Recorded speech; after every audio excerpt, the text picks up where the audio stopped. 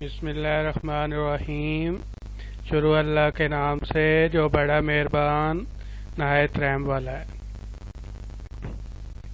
अस्सलाम वालेकुम dear students, क्या हाल है? I hope you will be all right. Welcome to online physics class. Last lecture में हमने मैथ स्प्रिंग सिस्टम को डिटेल में डिस्कस किया था। आज हम नेक्स्ट सिस्टम पढ़ेंगे, बॉल एंड बाउल सिस्टम।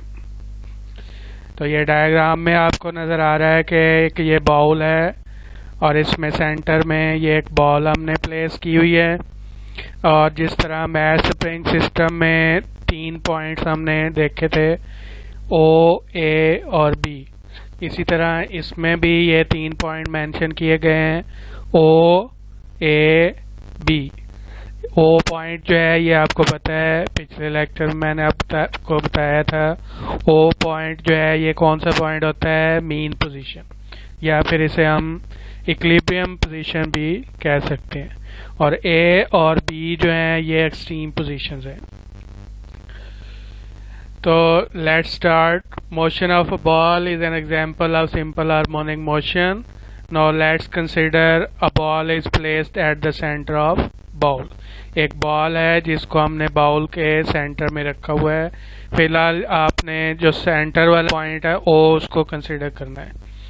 तो उसमें सेंटर वाले पॉइंट पे वर्टिकली कौन कौन सी फोर्सेस जो है वो एक्ट कर रही हैं वो डायग्राम में मेंशन किया हुआ है।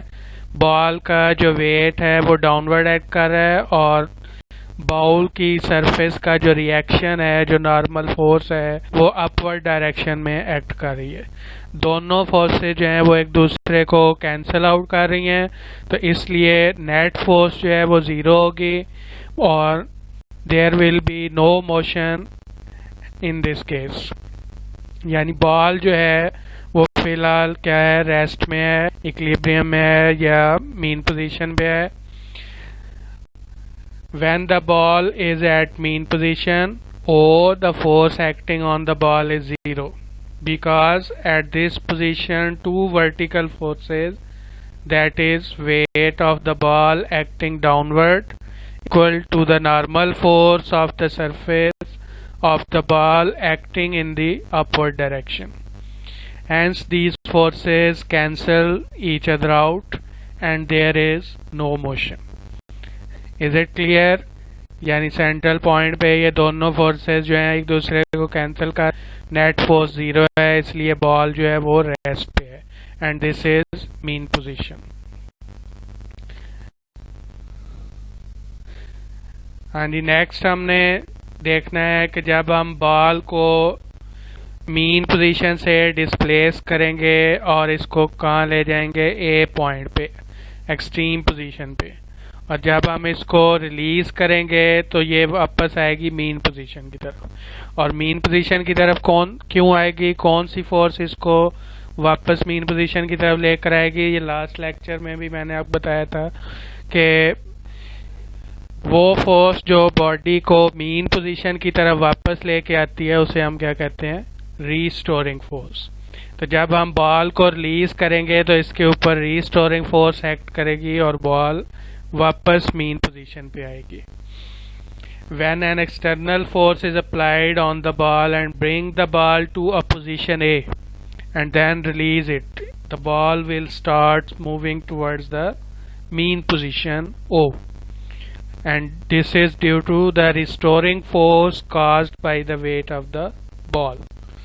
और रिस्टोरिंग फोर्स क्यों एक्ट कर रही है बॉल के ऊपर? ग्रेविटी की वजह से, क्योंकि बॉल के ऊपर जो है वो ग्रेविटी एक्ट कर रही है, वेट जो है बॉल का डाउनवर्ड एक्ट कर रहा है और उसकी वजह से बॉल वापस नीचे आती है मीन पोजीशन की तरफ और वेट की वजह से ही इसके ऊपर रीस्टोरिंग फोर्स जो है वो एक्ट कर रही है। नेक्स्ट हमने देखना है कि जब बॉल वाइब्रेट करेगी, जब इसको हम रिलीज करेंगे, रीस्टोरिंग फोर्स की वजह से ये मीन पोजीशन पे आएगी और इनर्शिया की वजह से यहाँ पे स्टॉप नहीं होगी बल्कि नेक्स्ट एक्सट्रीम पोजीशन बी की तरफ मूव करेगी और इस तरह ये वाइब्रेट करती रहेगी between 2 points A and B.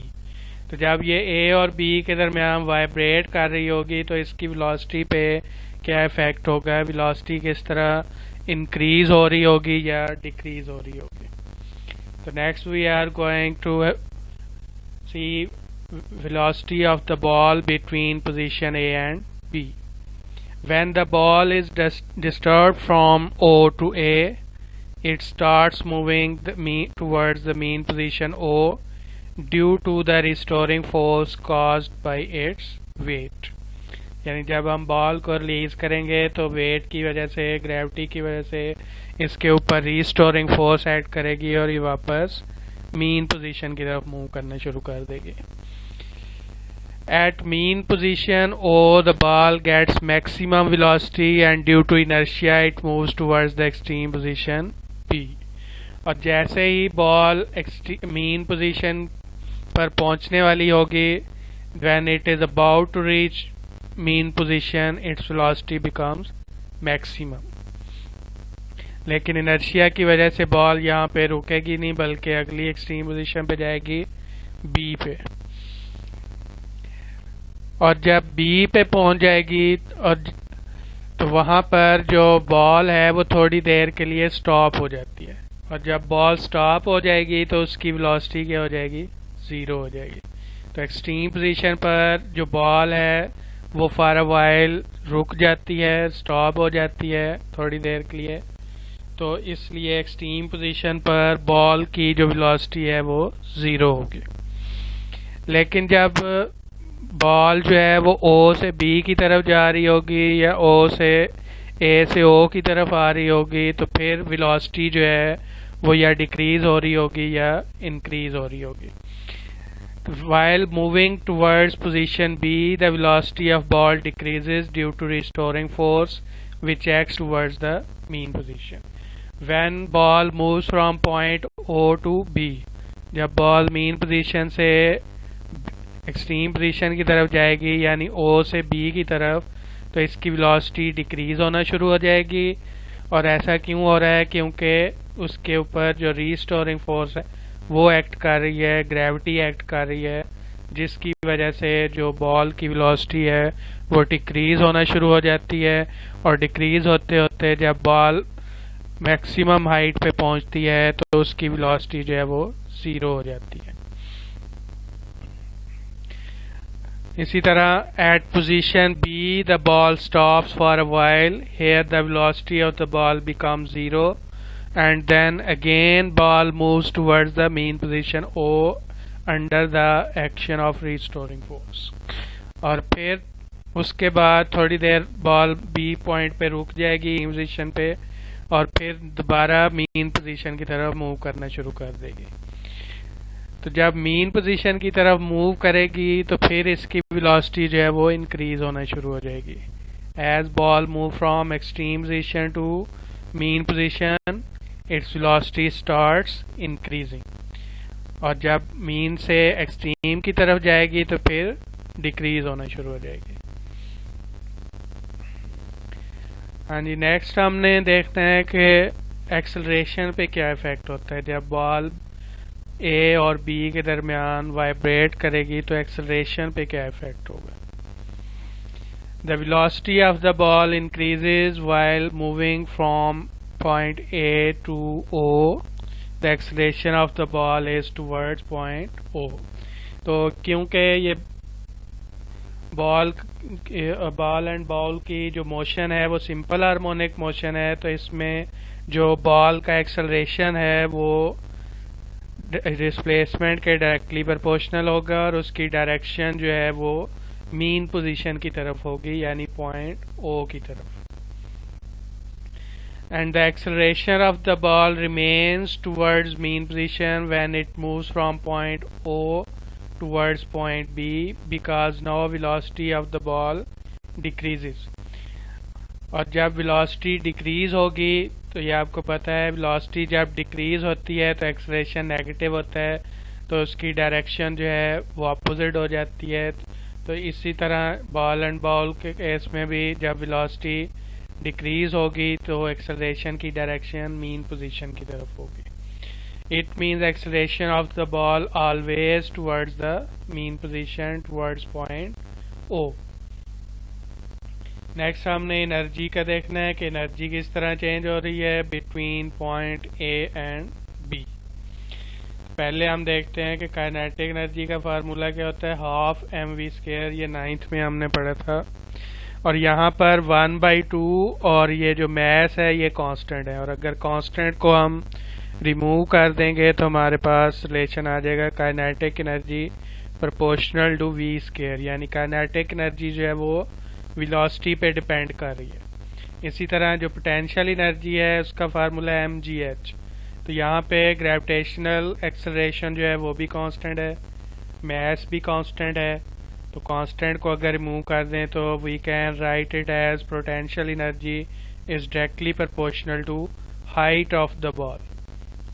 ठीक है, तो पोटेंशियल एनर्जी जो है वो हाइट पे डिपेंड कर रही है। तो अब ये पॉइंट ओ पे हमने देखना है कि पोटेंशियल एनर्जी क्या होगी और काइनेटिक एनर्जी क्या होगी।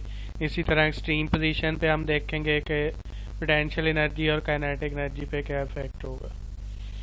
तो पहले हम पॉइंट ओ को डिस्कस करेंगे। पॉइंट ओ जो है वो ग्राउंड पे है, यानी उस यहाँ पर जो हाइट है वो बिल्कुल ज़ीरो है, हाइट ज़ीरो है। तो इसका मतलब क्या हुआ कि पोटेंशियल एनर्जी क्या होगी, ज़ीरो, क्योंकि पोटेंशियल एनर्जी किस पे डिपेंड कर रही है, हाइट पे। तो अगर हाइट ज़ीरो है तो पोटेंशियल एनर्जी भी ज़ीरो होगी।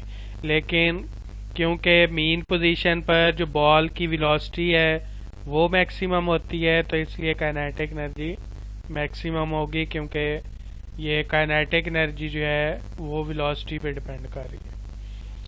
आगे चलते हैं, एक्सट्रीम पोजीशन पे देखते हैं। तो एक्सट्रीम पोजीशन पे काइनेटिक एनर्जी ज़ीरो है और पोटेंशियल एनर्जी मैक्सिमम है, ए या बी। ठीक है, ए भी एक्सट्रीम पोजीशन है और बी भी एक्सट्रीम पोजीशन है, दोनों पे काइनेटिक एनर्जी ज़ीरो होगी, पोटेंशियल एनर्जी मैक्सिमम होगी। और ऐसा क्यों हो रहा है, क्योंकि बी और ए पॉइंट पे जो हाइट है वो मैक्सिमम है तो इसलिए पोटेंशियल एनर्जी मैक्सिमम है। लेकिन एट मैक्सिमम हाइट जो वेलोसिटी है बॉल की वो ज़ीरो हो जाती है, वहाँ पे एक्सट्रीम पोजीशन पे बॉल थोड़ी देर के लिए स्टॉप हो जाएगी तो इसलिए उसकी वेलोसिटी ज़ीरो हो जाती है। तो therefore kinetic energy will be zero eight extreme position. लेकिन इन बिटवीन क्या होगा, ओ और बी के दरमियान या ए और बी के दरमियान जो काइनेटिक या पोटेंशियल एनर्जी है वो क्या होगी। जब बॉल एक्सट्रीम पोजीशन से मीन पोजीशन की तरफ मूव करना शुरू करेगी तो उसकी जो पोटेंशियल एनर्जी है वो काइनेटिक एनर्जी में चेंज होना शुरू हो जाएगी। इसी तरह जब बॉल मीन पोजीशन से एक्सट्रीम पोजीशन की तरफ मूव करेगी तो जो काइनेटिक एनर्जी है वो पोटेंशियल एनर्जी में चेंज होना शुरू हो जाती है। लेकिन सेंटर में किसी भी पॉइंट पे आप टोटल एनर्जी अगर फाइंड करेंगे बॉल की तो वो कांस्टेंट होगी। ये law of conservation of energy जो है वो यहाँ पे एप्लीकेबल है। ये बॉल जो है ये law of conservation of energy को फॉलो कर रही है। यहाँ पे जो काइनेटिक एनर्जी है वो पोटेंशियल एनर्जी में चेंज हो रही है, पोटेंशियल एनर्जी काइनेटिक एनर्जी में चेंज हो रही है, लेकिन टोटल एनर्जी जो है वो हर पॉइंट पे कांस्टेंट होगी। And this is the definition of law of conservation of energy. तो हम कह सकते हैं कि जो सिंपल हार्मोनिक मोशन है वो law of conservation of energy को भी फॉलो करता है, सेटिस्फाई करती है। तो लास्ट पॉइंट यहाँ पे देखें कि in between extreme and mean position the energy of the ball is partially potential and partially kinetic. यानी एक्सट्रीम और मीन पोजीशन के दरमियान किसी भी पॉइंट पे बॉल की एनर्जी है वो कुछ काइनेटिक होगी और कुछ पोटेंशियल होगी, लेकिन टोटल एनर्जी जो है वो कांस्टेंट होगी। So we can say that law of conservation of energy valid in simple harmonic motion. तो ये बॉल एंड बाउल सिस्टम था, इसको इसी तरह आपने एक्सप्लेन करना है। पहले आपने इसकी जो मोशन है उसको एक्सप्लेन करना है कि ये किस तरह वाइब्रेट कर रही है, कौन कौन सी फोर्सेस इस पे एक्ट कर रही हैं, बॉल पर पॉइंट ओ पे कौन कौन सी फोर्सेस एक्ट कर रही हैं। इसी तरह जब एक्सट्रीम पोजीशन पे हम ले जाएंगे इसको तो फिर इस पे रिस्टोरिंग फोर्स एक्ट करेगी, जिसकी वजह से ये वापस मीन पोजीशन पे आएगी और इनर्शिया की वजह से अपनी मोशन को कंटिन्यू करते हुए अगली एक्सट्रीम पोजीशन पे जाएगी। नेक्स्ट हमें वेलोसिटी और एक्सेलरेशन का बताना है। वेलोसिटी जो है वो मीन पोजीशन पे मैक्सिमम है, एक्सट्रीम पोजीशन पे बॉल थोड़ी देर के लिए रुक जाती है तो इसलिए वेलोसिटी 0 हो जाएगी। लेकिन दोबारा जब बॉल बी से ओ या ए से ओ की तरफ आएगी तो उसकी जो है वो इंक्रीज होना शुरू हो जाएगी। इसी तरह एक्सेलरेशन जो है उसकी डायरेक्शन जो है वो हमेशा मीन पोजीशन की तरफ होगी, और ऐसा क्यों है? Because of restoring force. ठीक है, और वेलोसिटी क्योंकि जो है वो डिक्रीज हो रही होती है तो इसलिए एक्सेलरेशन नेगेटिव होगा। एक्सेलरेशन की जो डायरेक्शन है वो मीन पोजीशन की तरफ होती है हमेशा बॉल एंड बॉल के केस में। नेक्स्ट एनर्जी का आपने बताना है कि काइनेटिक और पोटेंशियल एनर्जी जो है वो कहाँ पे मैक्सिमम है, कहाँ पे 0 है। तो mean position kinetic energy maximum है, पोटेंशियल एनर्जी 0 है, क्योंकि मीन पोजीशन पे जो हाइट है वो 0 है और वेलोसिटी मैक्सिमम है इसलिए। और एक्सट्रीम पोजीशंस पे क्या होगा? काइनेटिक एनर्जी 0 हो जाएगी, पोटेंशियल एनर्जी मैक्सिमम, क्योंकि जो हाइट है वो अब मैक्सिमम हो चुकी है और वेलोसिटी जो है वो 0 है। इस वजह से काइनेटिक एनर्जी 0 है, पोटेंशियल एनर्जी मैक्सिमम है। लेकिन एक्सट्रीम और मीन पोजीशन के दरमियान जो एनर्जी है वो चेंज हो रही होती है, या काइनेटिक एनर्जी पोटेंशियल एनर्जी में चेंज हो रही होगी या पोटेंशियल एनर्जी काइनेटिक एनर्जी में। लेकिन किसी भी पे टोटल एनर्जी जो है वो आप फाइंड करेंगे तो वो कांस्टेंट होगी। जब बॉल एक्सट्रीम से मीन पोजीशन की तरफ आएगी तो kinetic energy potential energy change होगी काइनेटिक एनर्जी में, और जब बॉल मीन से एक्सट्रीम पोजीशन की तरफ जाएगी तो फिर क्या होगा? काइनेटिक एनर्जी चेंज होगी पोटेंशियल एनर्जी में, लेकिन टोटल एनर्जी जो है वो कांस्टेंट रहेगी। और इस तरह ये बॉल जो है या कोई भी सिंपल हार्मोनिक मोशन जो भी बॉडी परफॉर्म कर रही है वो law of conservation of energy को भी सेटिस्फाई करती है। मैथ सिस्टम हमने पढ़ा था वो भी law of conservation of energy को सेटिस्फाई करता है। इसी तरह ये बॉल एंड बॉल सिस्टम है, नेक्स्ट हम पेंडुलम पढ़ेंगे, वो भी law of conservation of energy को सेटिस्फाई करता है। तो आई होप कि आपको ये टॉपिक अच्छी तरह समझ आ गया होगा। तो वीडियो को बार बार आपने गौर से, किसी बात की समझ ना आए तो आपने या चैनल के में कमेंट करना है या फिर व्हाट्सएप नंबर पे मुझसे कांटेक्ट कर सकते हैं। ये होमवर्क नोट कर लें। ये क्वेश्चन जो है ये आपने अच्छी तरह पहले लर्न करना है और फिर राइट करना है, और उसकी पिक्चर जो है वो मुझे सेंड करनी है। ओके, अल्लाह हाफिज़।